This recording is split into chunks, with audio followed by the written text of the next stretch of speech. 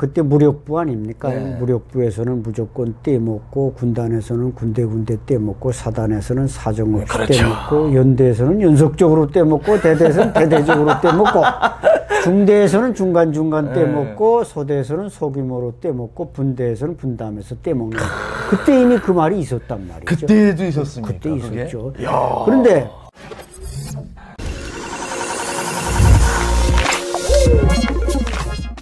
네, 시청자 여러분 안녕하십니까, 이철훈입니다. 오늘은 대한민국에서 탈북민 1호 박사라는 타이틀을 가지고 계시는 분을 모셨습니다. 네, 안녕하세요. 안녕하십니까? 네, 본인 소개 부탁드리겠습니다. 네, 여러분 안녕하십니까? 그동안 뭐 이만갑이나 모란봉 클럽에서 자주 뵙다가 오늘 이렇게 이철훈 TV에 불려 나왔습니다. 여기서 저의 모든 것을 탈탈 털려고 그래서 네.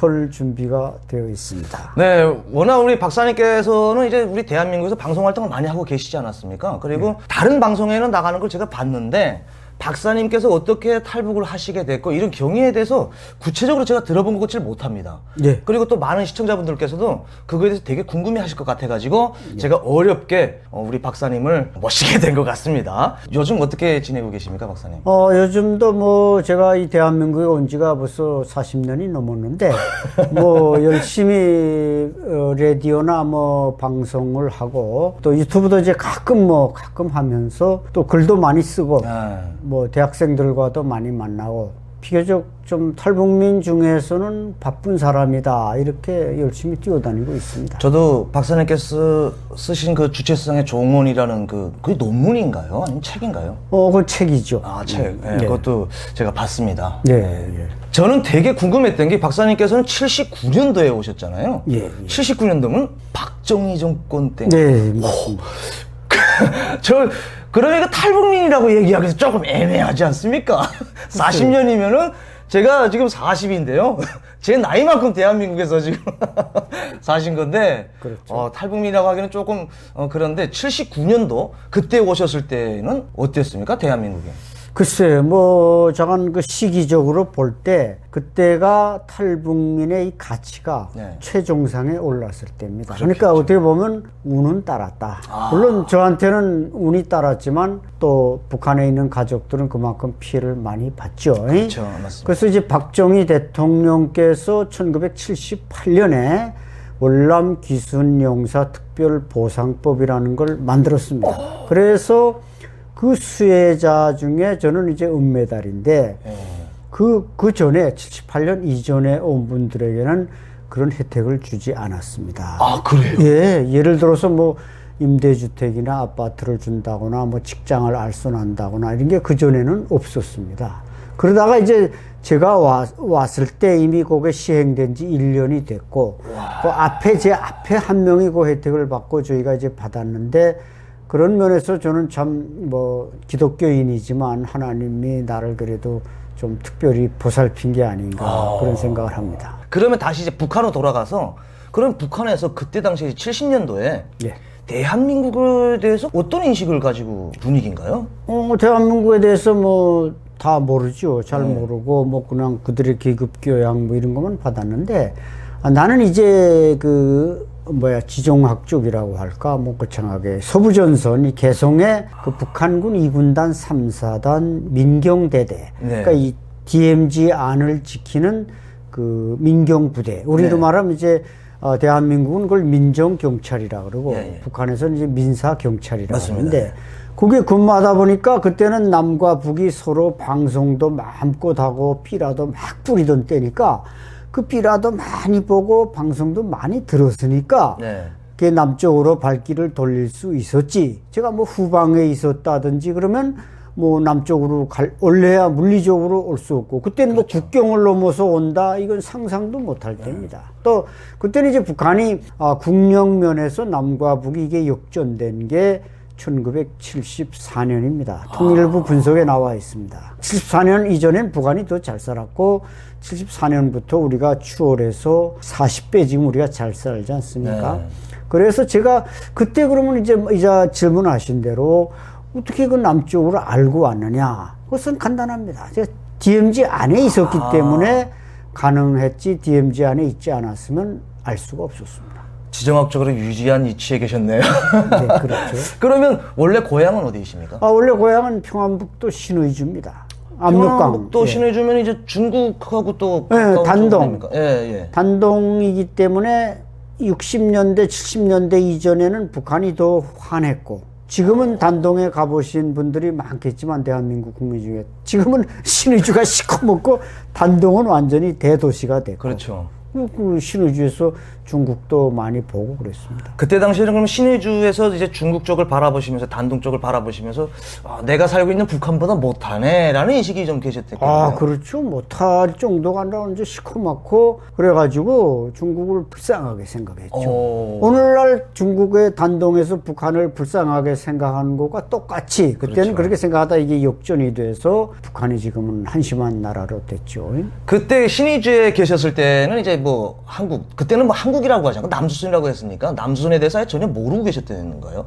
거의 몰랐죠. 다만 이제 그 장도용 중장이라고 이제 박정희 대통령이 1961년 5.16 군사혁명을 할 때 그 군사혁명의 최고 의장으로 처음에 모셨던 분이 장도용 중장인데 육군 참모총장이었습니다. 박정희 장군이 그 사람을 내세웠는데 그 사람이 이제 우리 아버지랑 그 중학교 동창입니다. 신의주고 동중학교라고. 그래서 아버지가 술을 먹으면서 가끔 그 심야 때 되면 친구들 한 세네 명이 먹는데 그 장장군이 내려가서 뭐 별을 2개 달았대, 3개 달았대 이 소리를 많이 하더라고요. 그래가지고 남조선 얘기는 그게 전부고 또 아버지가 당원인데 그 남조선 방송을 가끔 들었어요. 그 라디오를 그때 만경대라는 북한제 라디오가 나왔는데 이만한 거.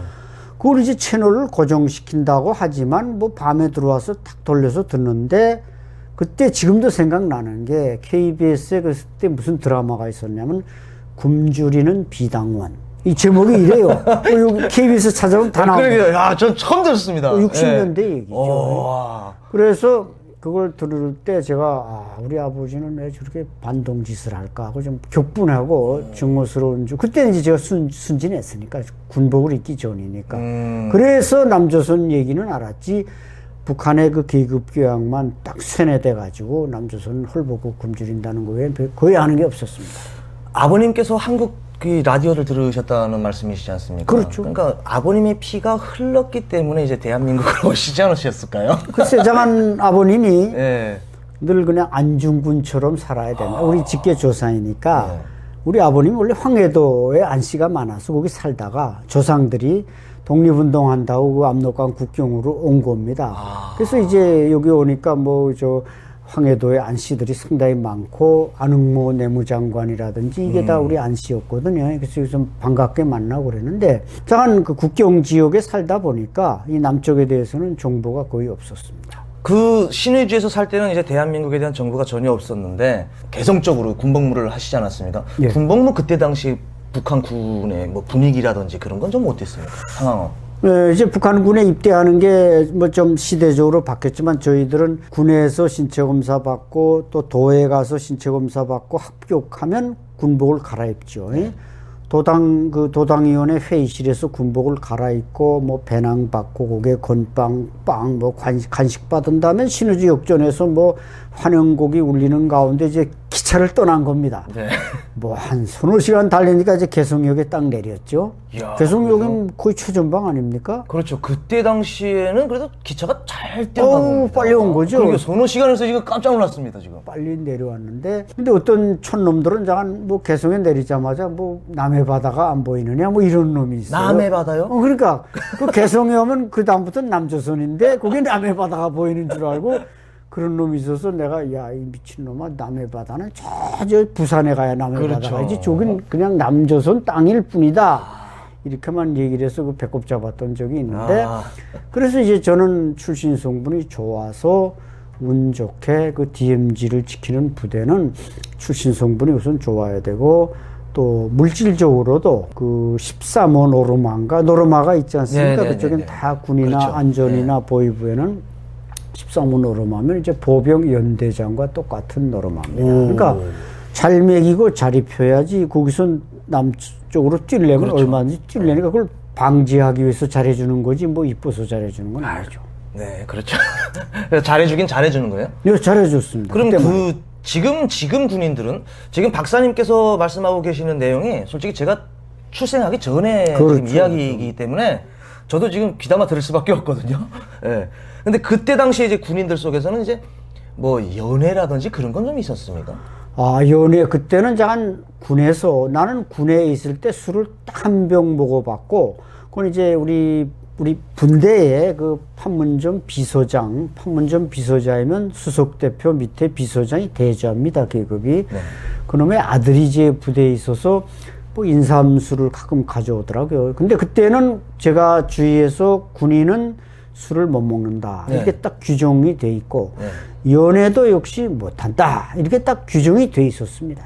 그래서 뭐 좀 날고 뛰는 놈들은 몰래 그 협동농장 아가씨들하고도 이렇게 친한다. 네. 그러지만 그 놈을 우리 시각으로는 아주 좀 부르주아적으로 타락한 놈으로 보이지 재주 있는 놈으로는 안 보인단 말이죠. 그때는 연애하는 놈은 이건 완전히 타락한 놈, 모자란 놈 이렇게 인정이 돼 있었어요. 나도 군복무를 한 9년 좀 했으니까 한 번은 우리 특무장이라는 놈이 이제 충진에서 입대한 놈인데 유복남이라고. 이놈은 협동농장에 격리 아가씨를 친해가지고 협동농장의 격리면 그 돈 엄청나게 다뤄와서 그렇죠. 그 돈 네. 아까운 줄 모르고 쓴 놈인데 날 보고 한 번은 어디 그 협동농장 아가씨가 하나 있는데 그 격리의 친구죠. 네. 같은 동창생이니까 한번 찾아가 보라 그래가지고 좀 요약해서 얘기를 할게요. 배낭에다 쌀하고 통조림 넣고 또 부하 한 명 데리고 총까지 들고 갔어요. 어떻게 꼬시려고 갔나? 그놈이 시키는 대로 했는데 저녁에 가서 밥 좀 해먹고 가겠습니다. 그럼 불악에서는 군인들이 오면 쌀도 많이 가져오고 통조림도 가져오니까 환영한단 말이죠. 네, 네. 부하를 데리고 딱 가서 부엌에 들어갔는데 이제 쭉하게 그 밥 하느라고 저녁밥 하느라고 했는데 찾으니까 아가씨가 딱 나오는데 유치원 교양원인데 원래 개성 아가씨들이 좀 이쁩니다. 그래요?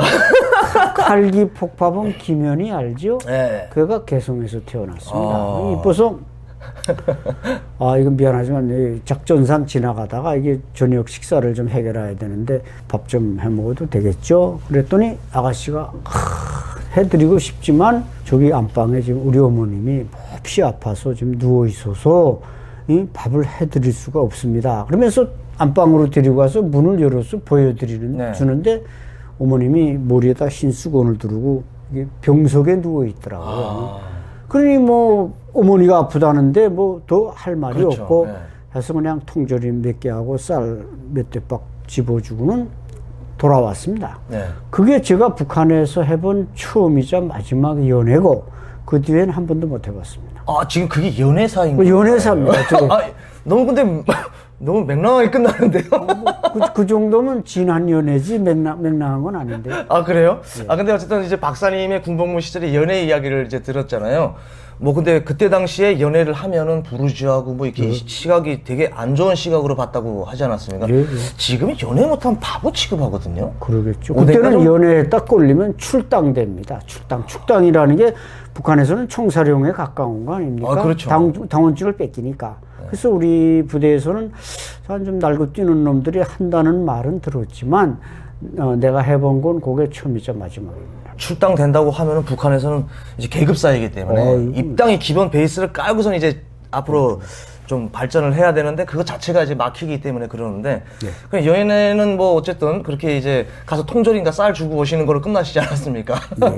근데 당시에 부대에서는 먹는 문제라든지 그런 거 가지고 많이 뭐 그렇게 힘들진 않은 것 같은데 지금 우리 부대는 이제 공급이 잘 되니까 이게 뭐 많이 들어봤겠지만 그때 무력부 아닙니까? 네. 무력부에서는 무조건 떼먹고 군단에서는 군데 떼먹고 사단에서는 사정없이 그렇죠. 떼먹고 연대에서는 연속적으로 떼먹고 대대에서는 대대적으로 떼먹고 중대에서는 중간 떼먹고 소대에서는 소규모로 떼먹고 분대에서는 분담해서 떼먹는 그때 이미 그 말이 있었단 말이죠. 그때도 있었습니까? 그때 있었죠. 그게?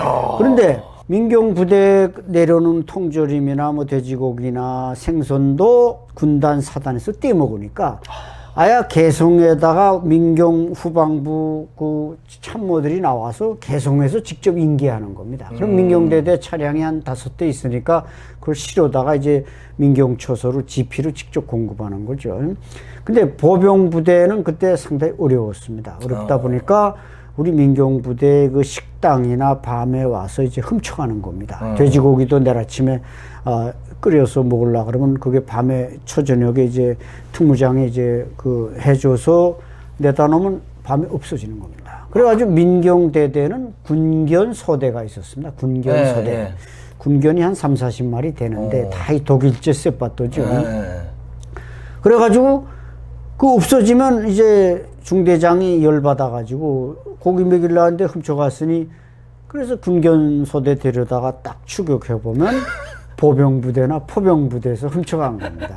그러면 그걸 가서 뭐 때리겠습니까? 뭐 다 이미 먹어 치운 다 뭐 화장실에 갔다 온 뒤인데 그래서 그런 일이 하도 자주 있어가지고 우리 이제 사람이 원래 좀 부자는 못 사는 사람을 그 심정을 이해 못 하는데 우리 민경부대는 그렇게 잘 먹다 보니까 좀 다른 부대는 그 어려움을 잘 몰랐지만 그 고기나 뭐 부식물 훔쳐가는 데서 알았고 그때 이미 용량실조 군인들을 갖다 케어하는 연대마다 용량실조 중대가 있었습니다. 70년대. 네, 70년대 그 중반 이후입니다. 그러니까 그것도 한 76년 그때부터 8.18 독기 사건 나고 그 뒤부터 용량실조 중대가 있어서 거기 갖다 용량 보충시켰습니다. 그러나 그 후에 뭐 고난의 행군 뒤에 용량실조하고는 좀 그때는 조금 차원이 달랐죠. 아, 그때도 그러면 그렇게 도둑질 하는 사람도 있었고 영양실조도 있었고. 그렇죠. 아, 저는 이게 고난행군 이후에 다 일어난 일들인 줄 알았더니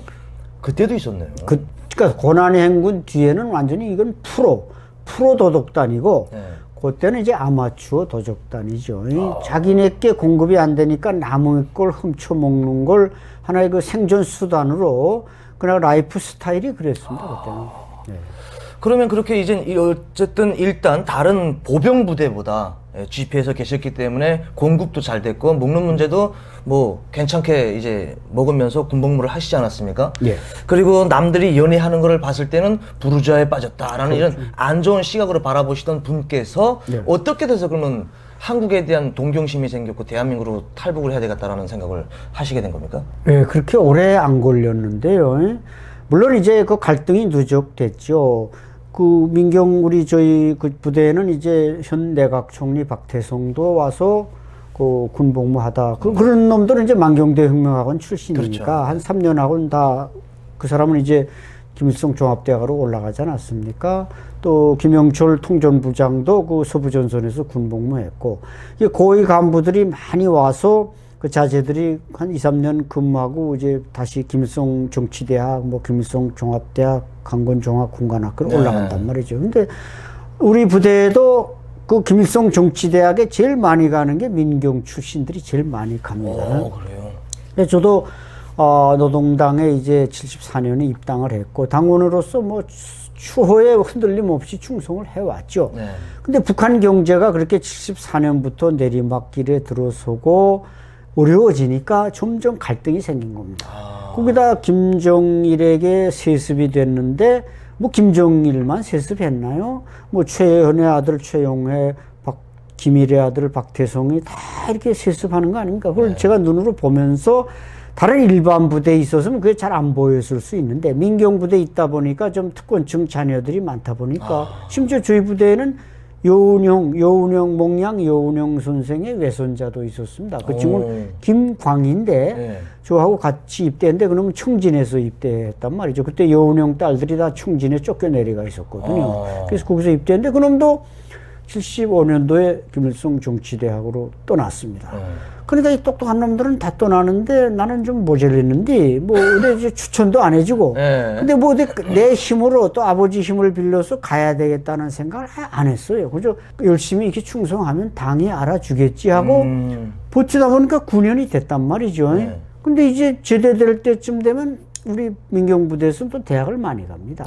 나보고 또 김일성 종합대학을 가라는 겁니다. 근데 사실 저는 통일부에 가서 이제 그 증명서를 떼보면 나오지만 다른 데서는 뭐 고등학교 나왔다고 말했지만 저는 대학 2년 중퇴로 통일부에 서류가 딱 나오니까 거짓말을 못하죠. 원래 대학 가 있다가 그때는 제가 있을 때는 70년대 초반은 대학 가면 군대를 안 갔죠. 지금은 다 가야 되죠. 그렇죠. 요즘은. 군대를 안 가니까 나는 군에 가서 영웅이 돼야 되는데 아버지가 대학에 갖다 집어넣으니까 몰래 빠져서 전문학교로 옮겨가지고 거기서 군복을 입은 겁니다. 아. 그래서 대학은 싫다 이거죠. 저는 죽어도 군에서 영웅이 돼야 되겠다.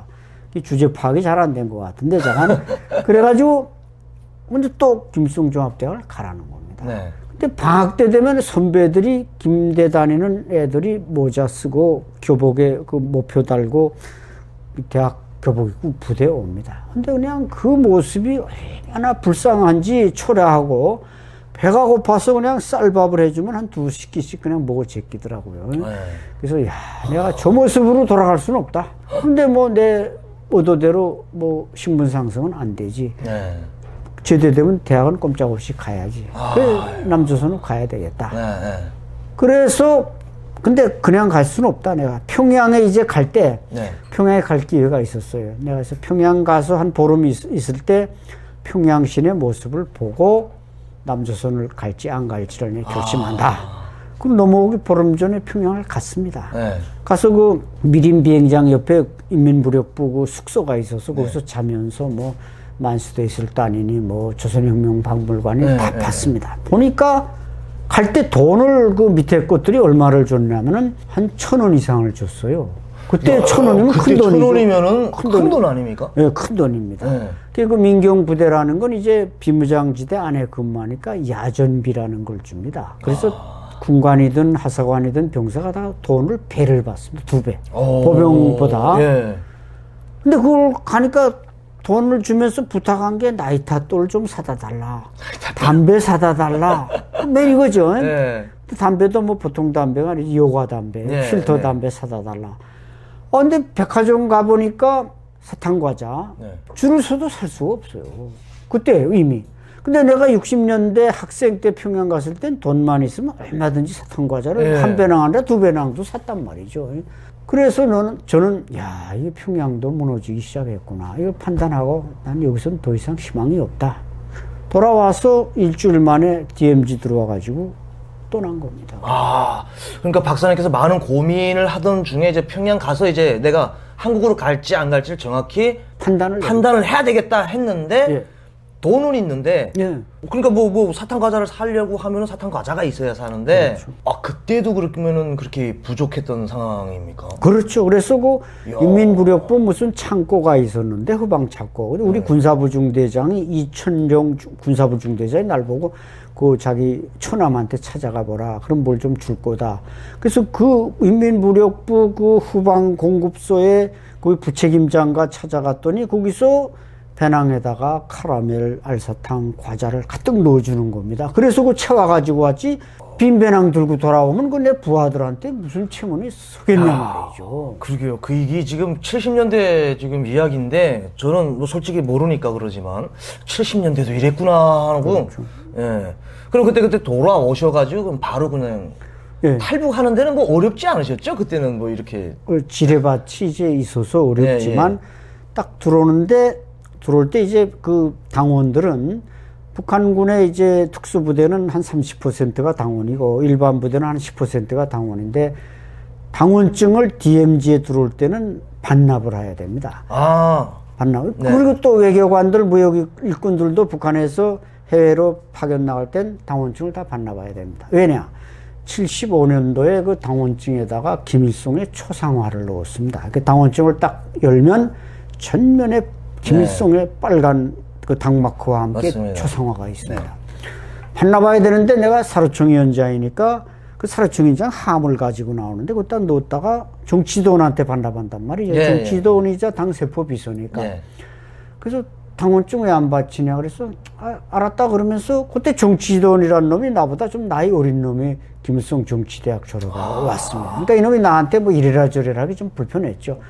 그래서 난 당원증을 왜 가지고 나왔냐면 다 의도가 있었죠. 나와서 넘어오기 전에 이 A4 용지로 편지를 5장을 썼습니다. 근데 지금 생각해도 그게 얼마나 어리석은 짓이었는가. 김정은의 세습을 비판하고 사회주의가 잘못됐고, 그러니까 편지 제목이 조선노동당 총비서 김일성 동지에게 드리는 편지.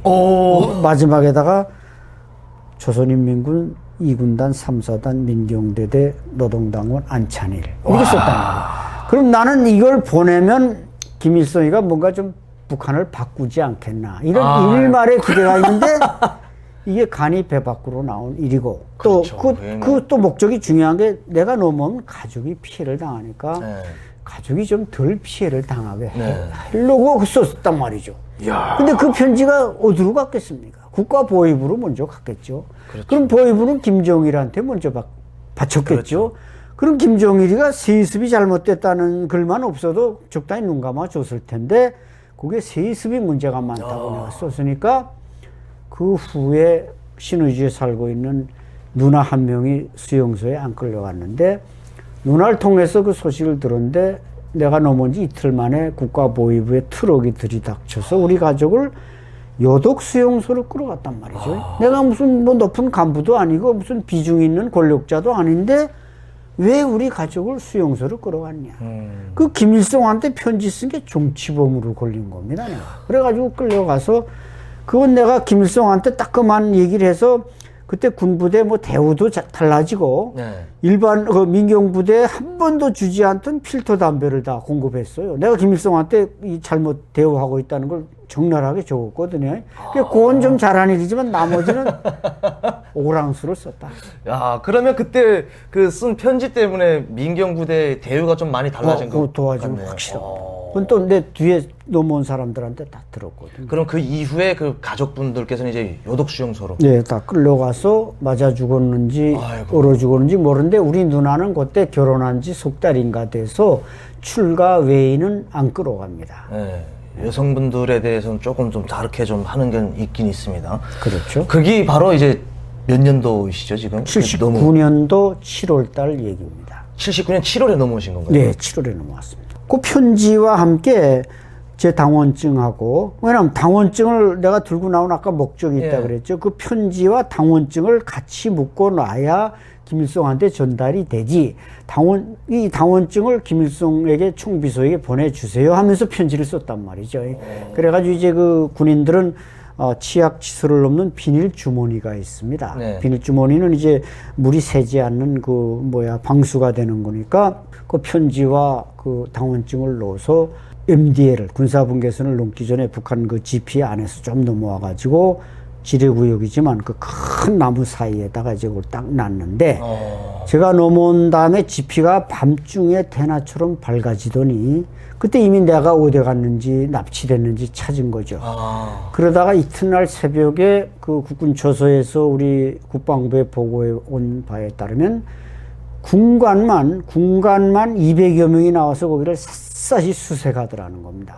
그 한 개 GP에 군관이 200명 나온다는 건 이건 대단한 거죠. 200명이 군관이. 예, 민경대대 군관은 싹 다 동원했다. 그러게 말입니다. 그러더니 그 큰 나무가 있는데 그 나무까지 오더니 그 다음에 싹 철수하더라. 그때 이제 편지를 그렇죠. 발견하고 이놈이 도망쳤구나 알아낸 거죠. 그러니까 7월 26일 날 저녁에 떠나면서 그 편지를 놨고 저는 이제 그 떠나서 이제 지뢰밭을 지나서 38선을 넘고 국군초소 밑에까지 왔는데 올라갔다간 그 밤에 이 DMZ 안에서는 일반 위수 규정이 적용되지 않고 전선 규정이 적용됩니다. 그래서 DMZ 안에서 야간에는 누구야 안 서면 쏜다 이게 통하지 않고 사람이 나타나면 무조건 죽이게 되어 있습니다. 그러니까 저는 총을 들고 있지만 올라가다간 매복이 있으면 걸리니까 큰 나무가 이렇게 비스듬인데 그때 7월 달이니까 장마 때니까 비가 많이 왔습니다. 다 옷은 젖었는데 그 나무 밑에서 뭐 비 좀 안 맞겠다고 이러면서 기다렸죠, 날 밝게. 그래서 날이 으슬으슬 밝아오면서 이제 딱 떠났는데 한 100여 미터 오니까 풀대가 쫙 누워 있는 겁니다. 손을 딱 대보니까 따끈따끈한 겁니다. 그게 국군이 매복을 서고 있었던 거죠. 그러니까 신통이 그때 100m만 더 왔으면 그 사람들한테 맞아 죽었단 말이죠. 총으로. 그 올라가서 GP에 올라가서 국군을 만났고 국군을 만나는 순간도 얼마나 드라마틱했겠습니까? 그렇죠. 적과 적이 만나는데. 그렇죠. 너무 거기서도 참 감동을 많이 받았습니다. 최근에 이제 GP로 넘어오신 분을 제가 그 이만갑 방송을 하면서 만났는데 지금 넘어오기에는 지금은 뭐 김정은이가 이제 2개 국가론을 내놓으면서 DMZ 쪽에 뭐 전기 철조망 무슨 철조망 해가지고 6겹으로 돼 있다고 해가지고 제가 너무 충격을 받았는데 예. 그 정도로 그렇게 이제 아예 그냥 도관에 든 쥐처럼 이렇게 막아놨다고 하더라고요. 예. 그렇다고 하는데 그러면 이제 박사님께서는 이제 어쨌든 초창기라고 볼 수 있지 않습니까? 그때 넘어오시는 분들이 그렇게 많지 않았기 때문에 네. 그때 넘어왔을 때 우리 대한민국 정부와 우리 국민들의 시선은 좀 어떠했습니까? 예, 시선은 한마디로 정부에서는 뭐 무슨 영웅이 온 것처럼 그때는 이제 박정희 대통령이 살아 계실 때니까 탈북자가 귀순자가 하나 넘어오면 우리 대한민국의 체제 우열성을 그렇죠. 가장 적나라하게 입증하는 게 바로 귀순자였습니다. 맞습니다. 왜냐하면 북한이 싫어서 대한민국을 동경해서 총을 들고 넘어왔다. 그것도 뭐 보통 주민이 아닌 뭐 노동당원이며 군인이 넘어왔다 하면 상당히 체제 선전이 되기 때문에 그 넘어온 GP에서부터 그냥 환영합니다 하니까 아니 깜짝 놀랐단 말이죠. 네. 제가 있을 때도 국군이 가끔 월북하는 일이 있었는데 월북하면 가끔 그 들어붙어서 때리는 경우가 있었습니다. 왜 때리느냐? 왜 미국 놈이 앞잡이 노릇을 해나면서 때린단 말이죠. 근데 꼭대기선 때리지 말라 그래도 괜히 때리는 겁니다. 화풀이로. 그렇죠. 그래서 나도 남쪽에 가면 이거 또 좀 맞을 일이 없겠냐 해서 좀 몸도 좀 관리하고 왔는데 때리기는커녕 환영한다고 그러니까 너무너무 이게 어리둥절한 거죠. 그리고 뭐 이게 사단사령부까지 와서 이제 인민군복을 벗어 던졌는데 그때다 국군 파카를 입고 사단사령부까지 들어왔는데 뭐 사단자인이 뭐 별자리들이 군단장이 날라와서 헬리콥터 타고 와서 환영한다는 겁니다. 이거 얼마나 놀랬겠어요. 이거 맞아 죽을 각오하고 하는데 환영한다. 그때부터 이게 그 짝에서 넘어오면 여기서는 좋아하는구나. 그걸 이제 발견을 했단 말이죠. 그럼 박사님께서 그때 북한 군에 계셨을 때 예. 우리 대한민국 군도 북한으로 넘어오는 군인들이 있었어. 70년대 중반 이전에는 월북하는 군인이 북한에서 월남하는 군인에 비해서 한 10배 많았다. 그렇게 생각하면 됩니다. 그러니까 왜냐하면 그 군인들은 뭐 북한이 좋아서라기보다 물론 그때는 뭐 74년 이전은 북한이 우리보다 60년대 때는 국력이 4배 앞서 있을 때도 있었으니까 뭐 대한민국은 자유국가다 보니까 이게 그 어떤 집약적인 통솔력 때문에 북한한테 밀린 거 아닙니까? 또 북한은 일제 말기에 그 중공업 시설들을 물러받았으니까 초기엔 우리보다 경제가 앞서다 보니까 우리 남쪽에서 넘어간 사람들은 뭐 체제를 선택했다기보다는 여기서 뭐 불만이나 그 있으면 이제 실제로 뭐 유은학 중령이라고 76년도에 우리 대대장이 넘어간 경우도 있으니까 이 사람들은 뭐 사적인 불만 때문에 넘어가지 북한이 체제가 좋아서 넘어간 건 아니죠. 그러면 그렇게 이제 뭐 군단장까지 뭐 헬리콥터 타고 와가지고 막 환영을 했는데 뭐 환영 받고 그런 건 이제 또 양면성이 있지 않습니까? 뭐 넘어간 거 당장 좋다고 했는데 조사 받을 때는 또 다를 수 있는데 그때도 국정원에서 조사를 받으신 건가요? 그렇죠. 그때도 지금하고 크게 다르지 않습니다. 그때는 이제 중앙정보부, 경찰, 기무사, 국방부죠. 3팀이 그 합심을 하죠. 합심했는데 아까 말씀드린 대로 뭐 이게 고압적인 자세가 하나도 없었다 이거죠. 나는 언젠가 나를 지하실에 끌고 가서 좁히면서 뭐 솔직히 불라 이렇게 말하는 순간이 오기를 기다리고 있는데 마음의 준비를 하고 있는데 날이 갈수록 뭐 환영하는 겁니다. 그래서 이 사람들이 좀 허술하지 않나. 그러나 그 사람들도 다 뭐 카메라로 뭔가 침실도 거의 호텔 정도의 그 룸에 이제 들어갔는데 그래서 이상하다 생각했죠.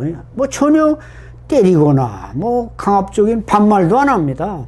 그래요? 그래가지고 그때 이제 처음에 오면 그 하나 이제 우리 모르는 정보를 하나 알려드리면 첫날에 와서 이제 여기서 자고 이제 몇 시간 만에 비디오 테이프로 5개를 떠야 됩니다. 그게 신문하는 걸 왜 넘어왔느냐.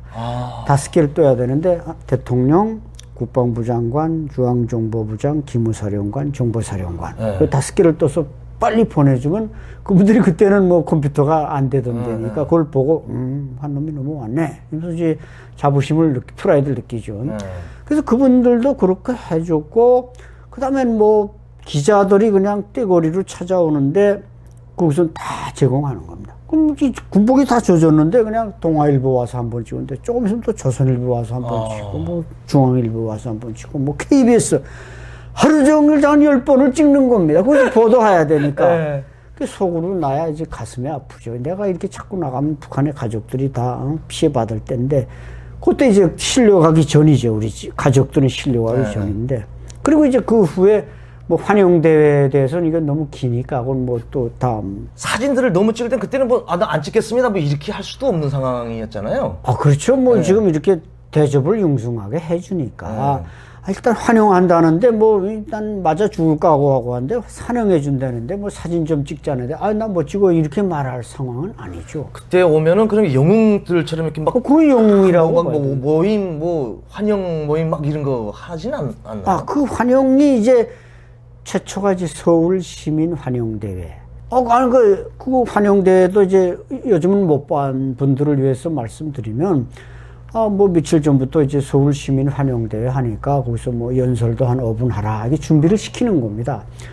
그래서 그냥 딱 그 세단을 타고 국립극장 앞에 가니까 그냥 사람들이 구름처럼 모여드는 겁니다. 환영대회를 위해서. 그래서 딱 귀빈실에 갔더니 누가 와 있냐면은 탤런트 장미희, 이미숙.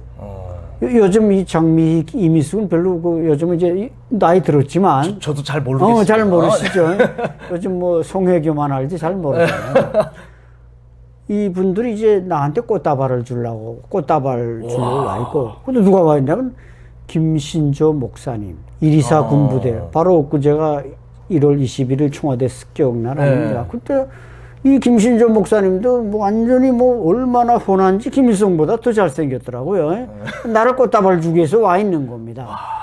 그 꽃다발 주고 서울시장에 나와서 서울시민증 주고 그 다음에 각계에서 뭐 금반지에다가 뭐 냉장고, 세탁기, 가구를 주는데 난 뭐 이건 뭐 저야 제정신이 아니죠. 태어나서 DMZ에서 그렇죠. 총 만들고 있던 놈이 이런 열렬한 환영을 받으니까 그냥 어리벙벙해서. 근데 그 후에 또 각 도를 돌면서 또 환영대회를 해주는 겁니다. 최초로 이제 대구를 갔는데 새마을을 또 처음 탔어요. 새마을을 타니까 얼마나 멋있겠어요. 북한의 그 개성 신우주 열차만 타보던 놈이 새마을을 탔죠. 아마 김여정이가 2018년 서울역에 내려가지고 저 강릉 가는 평창 가는 KTX 탔는데 그 김여정이가 놀라는 거에 뭐 저는 100배 놀랐겠죠. 너무너무 열차가 깨끗하고 타면 향수가 나고 그 대구 갔다, 부산 갔다, 광주 갔다, 대전 갔다.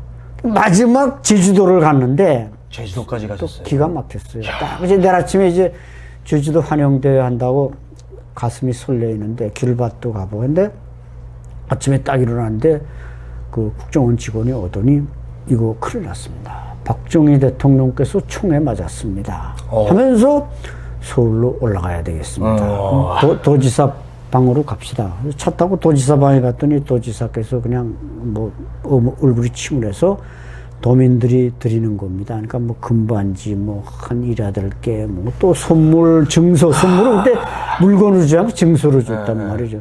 그냥 그거 받았는데 뭐 나도 막 눈에서 눈물이 나오고 박정희 대통령이 서거했다니까 이거 내가 잘못 온 게 아닌가. 왜냐면 아직 북한 교육이 있어서 북한에서는 그저 박정희만 죽이면 통일된다는 교육을 받았는데 그게 아직 다 이게 상쇄되지 않은 상태에서 그 서울로 막 비행기 타고 올라오는데 상당히 눈물이 나더라고요. 그런 가슴 아픈 과정도 겪었습니다. 진짜 우리 대한민국에 와서 모든 과정들을 쭉 다 겪으신 것 같은 그런 것 같습니다. 그렇죠. 네. 그럼 이제 뭐 금액 뭐 선물을 받고 막 했다고 하지 않았습니까?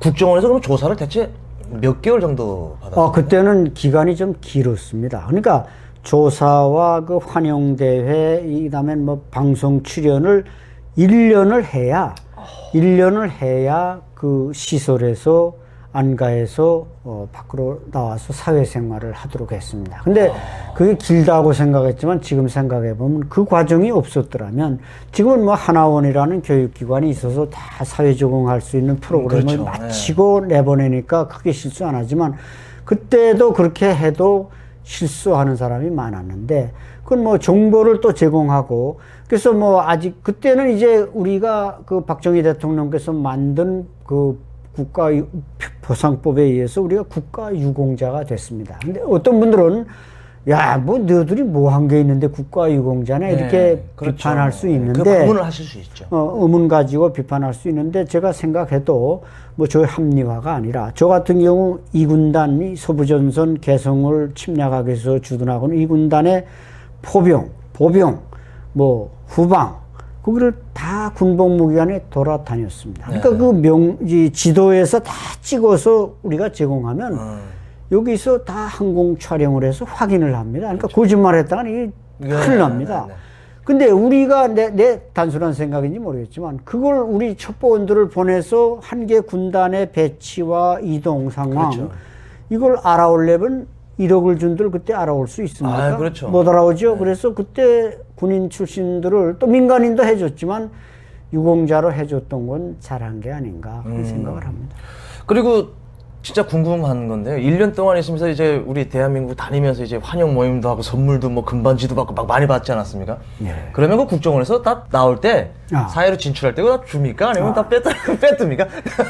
뭐 거기 있는 사람들이 이게 빼뜨릴 만큼 이게 좀 궁핍하지 않습니다. 그래요?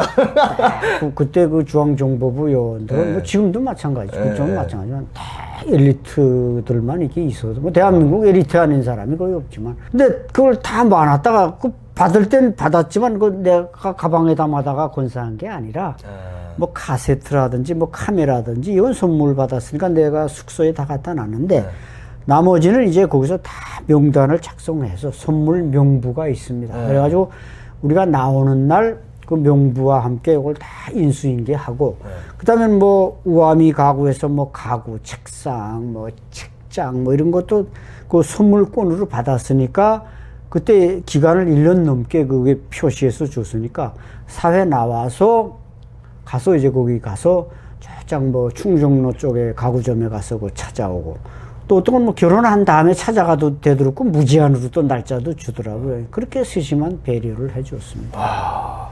자, 그러면 우리 많은 구독자분들께서 되게 궁금해 하실 것 같아요. 그때 당시에 이게 신뢰되는 질문일 수 있지만 정확하게 말씀 안 하셔도 당시에 그러면 그 나왔던 선물이라든지 그리고 국가에서 보상해준 이런 거 가지고 그때 당시에 금액까지 뭐 정확하게 말씀하실 수는 없는 거고 집을 몇 개 정도 살 수 있는 금액을 정도가 됐는지 되게 궁금해할 것 같습니다. 네, 또 글쎄 이게 조금 좀 아랫배가 살살 아파할 사람도 있어서 네. 그때는 우리에게 국가유공자와 함께 대한민국 최고의 직장을 줬습니다. 직장도? 네, 직장 최고. 내가 뭐 그때 대한민국에 3대 대그룹이 있었는데 MB가 사장으로 있는 직장에 취직을 시켜줬고 그 이자 지적하신 질문하신 그 아파트 한 채를 30평대 아파트 한 채를 무료로 줬습니다. 아, 임대가 아니가요? 줬죠. 재산으로 사유재산으로 그 보상법에 그렇게 나와 있습니다.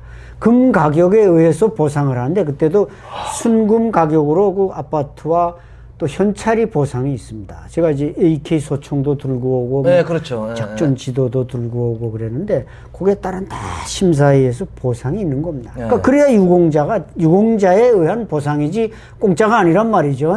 그래서 아파트 한 채 30평짜리 받고 그외에 또 현찰 받고 뭐 금반지는 뭐 정말 수십 개를 받았는데 요즘 같이 금값이 비싸지는 않았지만 그거 아마 다 가지고 있었으면 지금쯤은 뭐 아파트 수십 채를 살 수 있는 그때는 그렇지 않았지만 그래서 내가 열심히 공부하고 노력하고 그래도 실패하지 않으려고 노력한 게 우리 국민들이 그렇게 따뜻하게 대접해 줬는데 내가 잘 돼야 보답하는 거 아니겠습니까? 그렇죠. 뭐 탈북 1호 박사라고 이게 뭐 별 볼 일 없는 이름이지만 아니죠. 그걸 최초로 따기 위해 노력한 게 다 우리 국민들의 그 은혜에 보답하기 위해서 노력한 겁니다. 부럽습니다. 아니 뭐. 30평대 아파트를 무료로 그때 당시 줬다고 하니까 근데 어쨌든 그만큼 또 탈북해서 오시는 분들도 많지 않았고 또 그만한 가치가 있는 정보들을 제공을 했기 때문에 그만한 또 대우를 받았다라고 생각을 합니다. 그러면 그때 그렇게 국정원에서 나와가지고 첫 사회생활을 하셨을 때 어땠습니까? 뭐 북한에서 생활하던 것과 우리 대한민국과의 생활은 너무 하늘과 땅 차이일 텐데 서로 다른 체제 어땠습니까? 그때 당시에 처음 나와서. 저는 이제 북한에서 군인으로 있다 넘어왔으니까 사회생활을 못 해봤죠. 사회생활이라는 건 어려서 보고 개성 시내 그 개성 사람들 삶의 방식만 봐왔는데 장가를 못 가봤으니까 뭐 결혼 가정이 이제 꾸려본 적이 없으니까 그러다 보니까 이제 그냥 그 처음엔 나와서 이제 하숙을 가는 겁니다. 아파트가 이제 바로 안 나오니까 사회 나와서 아파트를 이제 배정 받으면 이제 아파트가 나오니까 이제 하숙 생활을 한두 달 했습니다. 그다음 바로 아파트를 줬죠, 정부에서. 하숙 생활 하는데 주위에서 이제 돈도 아껴 쓰라. 그다음에 이제 보상금을 들고 나가니까 그때도 이제 정부에서 두세 명이 케어를 했습니다. 저희가 뭐 아무것도 모르니까 그렇죠. 돈을 들고 그때 몇 천만 원 들고 가면 몇 천만 원이요? 네, 그때 몇 천만 원이면 그때 보상금을 몇 천만 원 정도씩 예, 그때 몇 천만 원 아파트가 몇 채 되는 겁니다. 가면 은행 지점장들이 안으로 모시는 겁니다. 요즘은 뭐 돈 몇 억 가지고 가도 은행장이 모시지는 않을 겁니다. 왜냐면 이 금리도 싸고. 근데 그때는 금리에 따라서 재산이 늘어나고 부동산은 그때는 별 볼일 없고 현찰과 뭐 이런 게 상당히 재산 가치가 있다 보니까 은행장들이 잘 접대를 했는데 그러면서 좀 나름대로 붕 떠서 살다 보니까 어떤 친구들은 뭐 피아트, 그때 뭐 피아트라는 이태리 차가 있었습니다. 한국에. 피아트, 뭐 그라나다 이런 차가 좋아하는데 막 주위에서 막 차도 사고 그런 친구 있었는데 저는 나는 죽어도 10년 안에 차를 안 산다. 이런 결심을 하고 나름대로 좀 왜냐면 북한에 있는 또 가족이 생각나니까 나름대로 좀 근검절약하며 생활하다 보니까 크게 뭐 실패는 안 했습니다. 박사님께서 어쨌든 우리 대한민국에서 그렇게 오셔가지고 고든 마음으로 사시려고 하셨잖아요. 예. 그러면서 공부를 하셨어요. 예.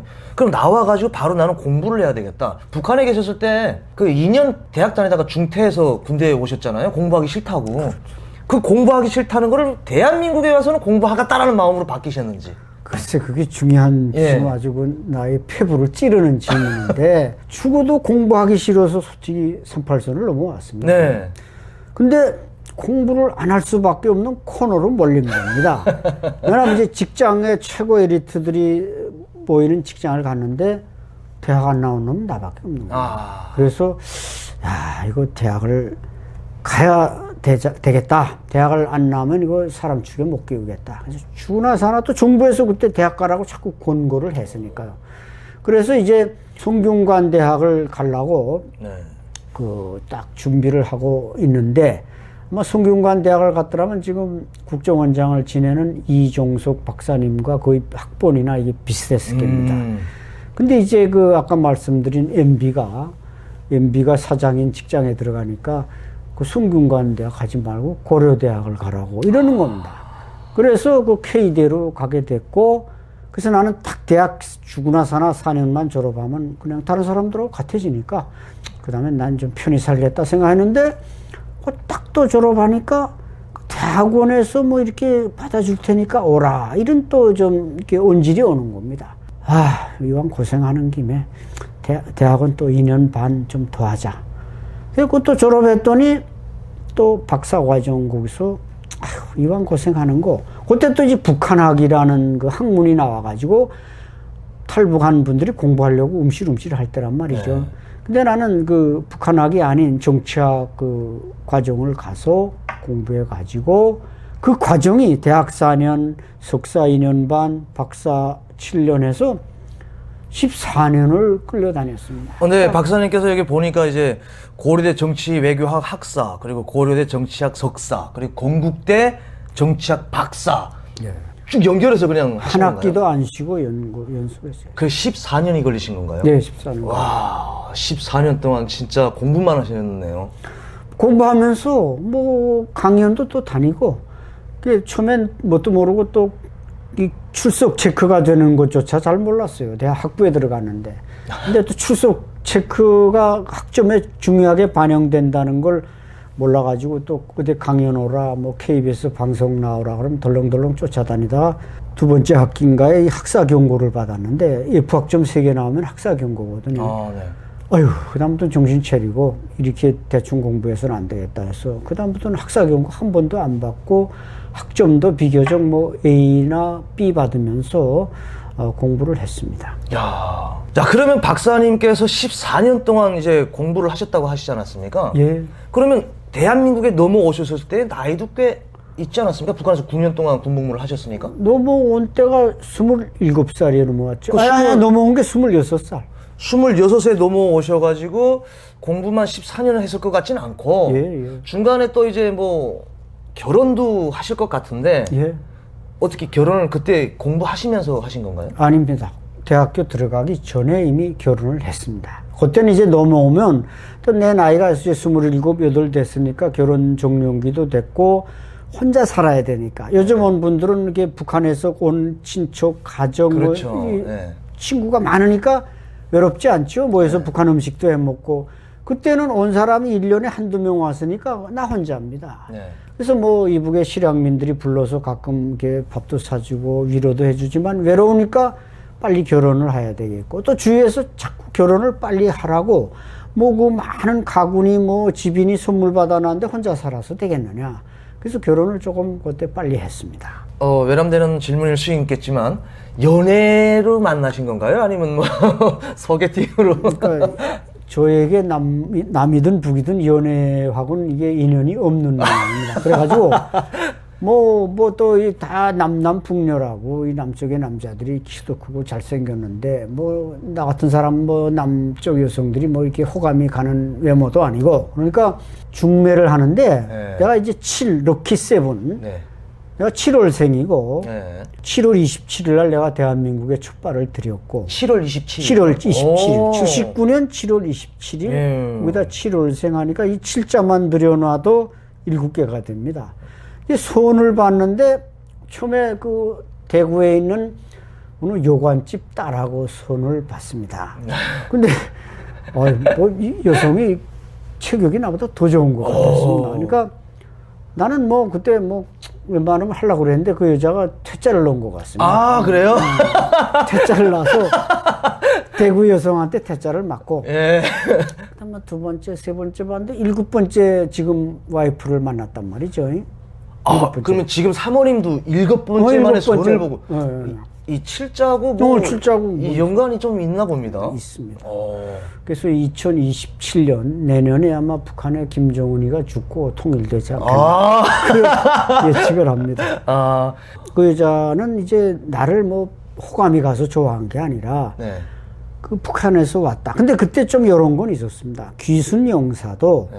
그때 의사, 검사, 판사, 사자에 들어간다. 그런 하나의 그 뭐라고 할까요? 귀순 용사. 그러니까 사자리야.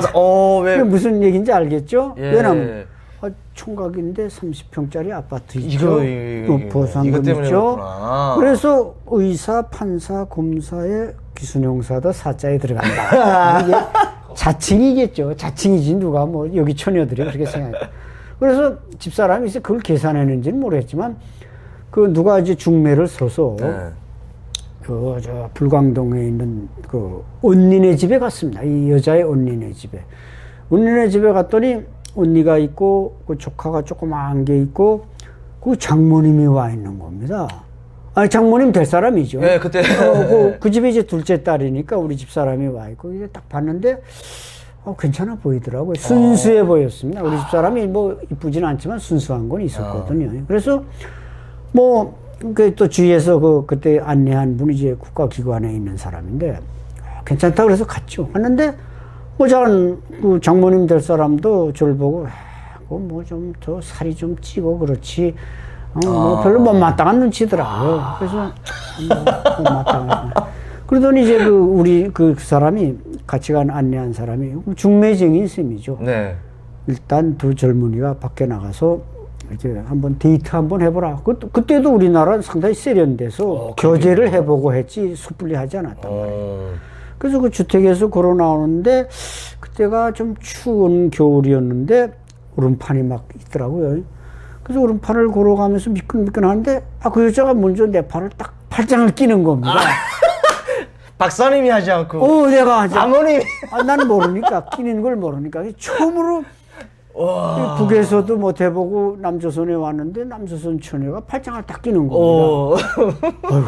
가슴이 두근두근하고 무서운 겁니다. 그래서 그 후에 왜 그랬냐, 왜 팔짱을 꼈냐 했더니 넘어질까봐 그랬다. 넘어지면 다칠까봐. 내가 새파란 젊은이인데 20대 말에 그래서 이제 몇 번 만나다 보니까 그 여자는 나를 도와주려고 북에서 왔으니까 아무도 없고 아무것도 모르는 사람으로 알고 도와주려고 했는데 그 후에는 내가 도와주죠. 왜냐? 내가 박사고 그 여자는 학사니까. 네. 알겠습니다. 네. 이렇게 또 결혼하게 된, 이제 사모님을 만나게 된 이야기까지 7번째 만에 또 이렇게 만나게 된 이야기까지 들었는데, 진짜 북한에서 30년, 뭐 거의 30년이죠. 26년이니까. 그리고 우리 대한민국에서도 40년 넘게 사셨던 그 뭐 다사다난한 이야기를 저희 이 유튜브에서 다 이야기하기는 시간이 너무 오래 걸리지 않습니까? 그래서 지금 기본적으로 추억에 남는 이야기들만 하고 있는데요. 그럼 박사님께서는 공부를 다 하신 다음에는 어떤 활동을 기본적으로 그러면 하신 건가요? 공부하는 도중에 이제 국가기관에 스카웃이 돼서 직장 생활하면서 이제 공부를 마쳤고, 네. 또 그 공직을 그만두고는 뭐 제가 그 뭐 세계 탈북민 총연맹이다, 뭐 세계 북한 연구센터다, 이런 걸 이제 그 쭉 설립을 했습니다. 또 제가 그 국가기관에 근무할 때도 이제 미국의 아이비리그 최고 대학인 콜롬비아 대학에 1년 동안 나가서 객원 교수로서 활동했고, 또 그걸 그만두고도 버지니아 대학에 또 1년 동안 나가서 또 초빙연구원으로 비지팅 스칼라로 연구해서 미국에서만도 저는 2년을 살아봤습니다.